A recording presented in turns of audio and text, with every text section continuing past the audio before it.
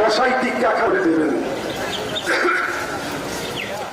বৈষম্য বিরোধী ছাত্র আন্দোলনের সফলতাকে বিনষ্ট করার চক্রান্ত স্বরূপ জাতীয় সঙ্গীত পরিবর্তনের ইঙ্গিতে শঙ্কিত সাংস্কৃতিক কর্মীরা জাতীয় সঙ্গীত পরিবর্তনের ষড়যন্ত্র রুখে দেওয়ার আহ্বান জানিয়ে রুখে দাঁড়াও পথে নামো কণ্ঠ ধরো প্রতিপাদ্যকে সামনে রেখে গাইবান্ধায় সমবেত কণ্ঠে জাতীয় সঙ্গীত পরিবেশন করেছে উদীচীর শিল্পীরা। 6 সেপ্টেম্বর পৌর শহীদ মিনারে অনুষ্ঠিত কর্মসূচিতে উদীচীর শিল্পী কর্মী ছাড়াও বিভিন্ন সামাজিক সাংস্কৃতিক ও রাজনৈতিক সংগঠনের নেতাকর্মীরা গলা মিলিয়ে জাতীয় সঙ্গীত উচ্চারণ করেন। এই আয়োজনের শুরুতে বক্তব্য দেন শিক্ষাবিদ মাঝারুল মান্নান ও উদীচীর সভাপতি অধ্যাপক জহুরুল কাইয়ুম।